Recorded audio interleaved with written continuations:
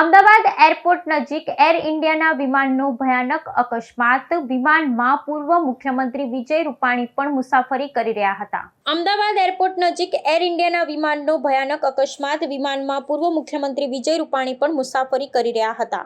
અમદાવાદના સરદાર વલ્લભભાઈ પટેલ આંતરરાષ્ટ્રીય એરપોર્ટથી લંડન જવા માટે ઉડાન ભરનાર એર ઇન્ડિયાના બોઇંગ 787-8 ડ્રીમ લાઇનર વિમાન AI 171માં 242 લોકો સવાર હતા, જેમાં 232 મુસાફરો અને 10 ક્રૂ સભ્યોનો સમાવેશ થાય છે. વિમાને બપોરે આશરે 1:38 વાગે ઉડાન ભર્યા બાદ માત્ર 5 જ મિનિટમાં મેઘાણીનગર વિસ્તારમાં જમીન પર પડતા જ ભયાનક આગ લાગી વિમાન સંપૂર્ણપણે ખાખ થઈ ગયું.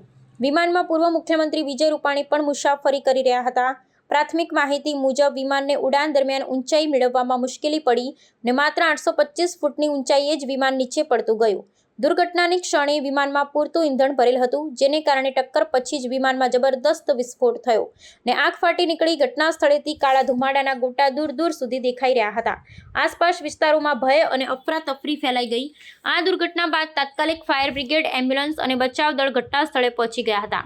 અત્યાર સુધીમાં 50થી વધુ મૃતદેહો બહાર કાઢવામાં આવ્યા છે, જ્યારે બચાવ કામગીરી હજુ ચાલુ છે. અધિકારીઓએ જણાવ્યું છે કે બચી જવાની સંભાવના અત્યંત ઓછું છે, કારણ કે વિમાન સંપૂર્ણપણે આગમાં ઘેરાઈ ગયું હતું.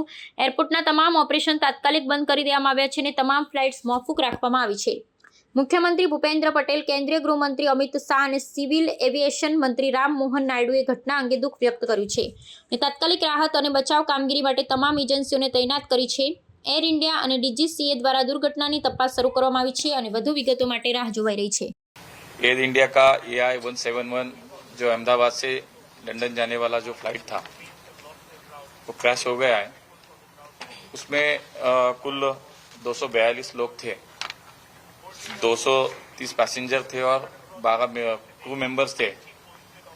तो वहाँ पे अभी सब राहत का कार्य शुरू है, बचाव का कार्य वहाँ पे शुरू है. हमारे मिनिस्ट्री में भी अभी हमने एक वरिष्ठ अधिकारियों की एक बैठक भी करी है. माननीय देश के गृह मंत्री अमित भाई और हमारे मिनिस्टर राम मोहन नायडू जी वहाँ पे पहुँच रहे हैं. मैं भी यहाँ से अभी निकल रहा हूँ. तो अभी जांच तो शुरू है. वरिष्ठ लेवल पे हमारी मीटिंग भी अभी यहाँ पे हुई है. उसमें हमारे सेक्रेटरी थे, DGCA थे. तो एक्चुअली उसमें रीज़न क्या है, कितनी कैजुअलिटीज़ है, और वहाँ पे अभी इमरजेंसी में जो बचाव राहत का कार्य चल रहा है उस पर चर्चा हुई है.